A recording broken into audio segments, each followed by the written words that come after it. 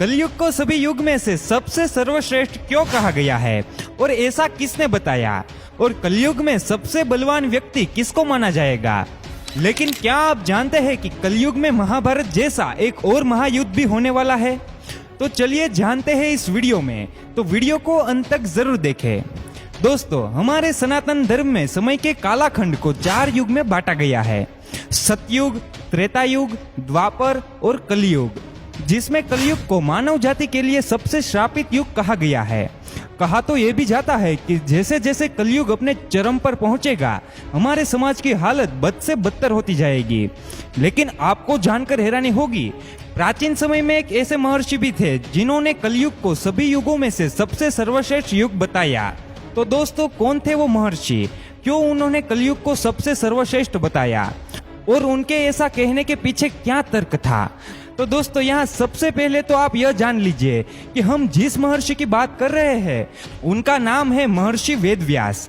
उन्होंने ही कलयुग को सभी युगों में से सबसे सर्वश्रेष्ठ युग बताया है। दोस्तों, इससे जुड़ी कथा का वर्णन आपको विष्णु पुराण के 6ठे अंश के अध्याय 2 में मिल जाएगा। कथा के अनुसार एक बार ऋषियों की सभा में चर्चा हो रही थी कि कौन सा युग सबसे सर्वश्रेष्ठ है। कोई सतयुग, कोई त्रेता युग, तो कोई द्वापर को श्रेष्ठ बता रहा था। सभा किसी भी युग की श्रेष्ठता को लेकर एकमत नहीं हो पा रही थी, जिसके बाद सभी ऋषिगणों ने मिलकर यह फैसला किया कि वे इस समस्या के समाधान के लिए महर्षि वेदव्यास के पास जाएंगे। जब सभी ऋषिगण महर्षि वेदव्यास की कुटिया के समीप पहुंचे तो उन्होंने देखा कि महर्षि वेदव्यास गंगा में डुबकी लगाकर ध्यान धर रहे थे। इसीलिए अब सभी ऋषि प्रतीक्षा करने के लिए वही नदी के तट पर एक वृक्ष के नीचे बैठ गए। कुछ समय बाद महर्षि व्यास ध्यान से उठकर जल में खड़े हो गए और फिर उन्होंने जल में डुबकी मारी और ऊपर आने पर युगों में कलयुग, वर्णों में शुद्ध और इंसानों में स्त्री श्रेष्ठ है, ऐसा जपने लगे। महर्षि को ऐसा करते हुए देख यहाँ ऋषिगण कुछ समझ पाते उससे पहले ही व्यास जी फिर डुबकी मारते हैं और ऊपर आकर कहने लगे, शूद्र तुम श्रेष्ठ हो, तुम ही धन्य हो। अब सभी ऋषिगण एक दूसरे की तरफ आश्चर्य से देखने लगे।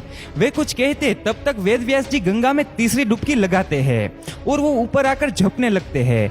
स्त्रियां ही साधु है और उनसे धन्य कोई नहीं। गंगा तट पर वृक्ष के पास बैठे हुए सभी ऋषिगण महर्षि व्यास के इस व्यवहार पर आश्चर्यचकित होकर आपस में बात करते हुए कहने लगे कि अब तक तो हम लोग ने सुना था कि युगों में कलयुग श्रापित युग है और जातियों में ब्राह्मण ही श्रेष्ठ है। तो फिर व्यास जी, ये आप कौन सा मंत्र जप रहे हैं? सर्व ऋषि इस पर सोच विचार कर रहे थे। तभी व्यास जी नदी से बाहर निकलकर अपनी कुटिया में चले जाते हैं। व्यास जी को कुटिया में जाता हुआ देखकर सभी ऋषिगण भी उनके पीछे पीछे जाते हैं। जिसके बाद व्यास जी अपनी कुटिया में आकर सभी ऋषियों का स्वागत करते हुए पूछते हैं, कहे ऋषिगण, आज आप सबका मेरे यहाँ कैसे आना हुआ? जिस पर ऋषियों ने कहा, महर्षि, हम आपके पास एक समस्या के समाधान के लिए आए थे, लेकिन यहाँ आप नदी में डुबकी लगाते समय इस मंत्र का जाप कर रहे थे। उस मंत्र ने हम सभी को आश्चर्य में डाल दिया है कि आखिर कलयुग सभी युगों में श्रेष्ठ कैसे हुआ। कृपया करके आप इसका जवाब दे। ऋषियों की बात सुनकर व्यास जी ने कहा, हे ऋषिगण, इसमें आश्चर्य की क्या बात है? मैंने जो भी कहा सत्य कहा। मनुष्य को जो फल सतयुग में 10 वर्ष कठोर तप करने के बाद मिलता है, वही फल मनुष्य को त्रेता में 1 वर्ष में, द्वापर में 1 महीने में और कलयुग में 1 दिन में प्राप्त हो जाएगा।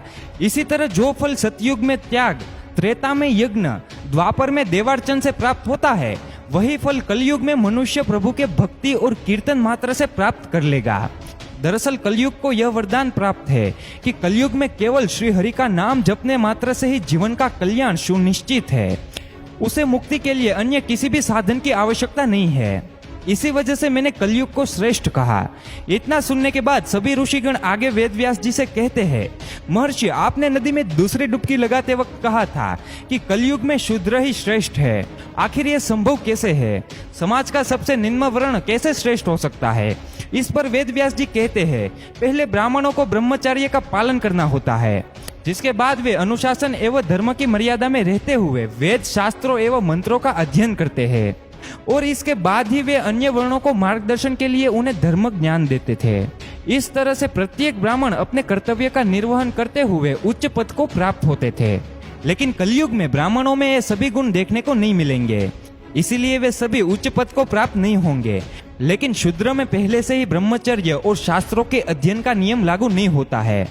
इसीलिए कलयुग में जो शूद्र होंगे वो अपनी सेवा भाव के बल पर उच्च पद को प्राप्त करेंगे।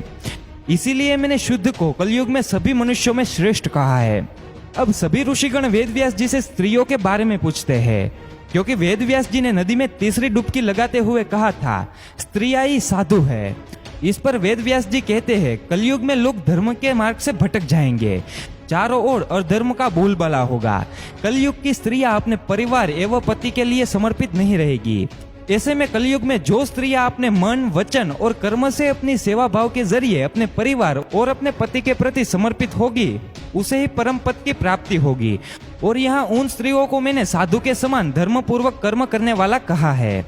दोस्तों, कथा के अनुसार महर्षि वेदव्यास जी यही नहीं रुके, वे आगे कहते हैं, जो पुरुष कलयुग में अपनी गुण रूपी जल से अपने समस्त दोषों को धो डालेगा, वो पुरुष कलयुग में श्रेष्ठ पुरुष कहलाएगा। इसीलिए हे मुनिगण, कलयुग वासियों के लिए यह मेरी सलाह है कि अगर वे अपने जीवन को सफल और सुखी बनाना चाहते हैं तो सदा श्री कृष्ण रूपी हरि का नाम जाप करना होगा।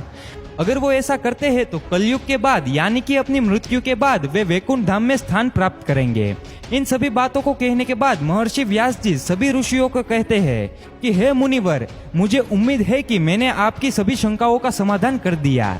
इसीलिए आप बताइए कि आप सबका यहाँ कैसे आना हुआ। इस पर सभी ऋषियों ने एक स्वर में कहा, हे महर्षि, हम यहाँ आज जिस शंका को लेकर आए थे वो आपकी कृपा से अब दूर हो गई है। ऋषियों के मुख से यह बात सुनकर व्यास जी अब मुस्कुराने लगे। दोस्तों, अगर आप ध्यान देंगे तो आजकल कलयुग में जिस तरह से घटनाएं घट रही है, ऐसे में महर्षि व्यास जी की बातें सच होती नजर आ रही है। वैसे दोस्तों, आजकल कलयुग में दिन प्रतिदिन जिस तरह से अधर्म बढ़ता हुआ नजर आ रहा है, ऐसे में बहुत से लोगों का मानना है कि कलयुग का अंत अब नजदीक आ चुका है। अगर आपको भी ऐसा लगता है तो हम आपको बता दें कि कलयुग के अंत होने में अभी बहुत समय बाकी है। और यह बात हम पूरे दावे के साथ इसीलिए कह रहे हैं क्योंकि आर्यभट्ट ने अपनी पुस्तक आर्यभट्टियम में कलयुग के आरंभ का वर्णन किया है। इस पुस्तक के मुताबिक जब आर्यभट्ट 23 साल के थे, उस वक्त कलयुग का 36वां वर्ष चल रहा था। और अगर इस हिसाब से देखा जाए तो कलयुग की शुरुआत 3102 ईसा पूर्व हुई थी। जब ऐसे में अगर कलयुग की समाप्ति की बात करें तो इसका भी हमारे धर्म के पुराण में वर्णन मिला है, जहां कलयुग की कुल कालावधि 4,32,000 साल बताई गई है। और जब आप इन सभी आंकड़ों पर गौर करेंगे तो आप पाएंगे कि 427 के बाद कलयुग और उसके साथ ही संपूर्ण मनुष्य जाति का अंत हो जाएगा और एक बार फिर से नए युग की शुरुआत होगी, जिसे सतयुग के नाम से जाना जाएगा।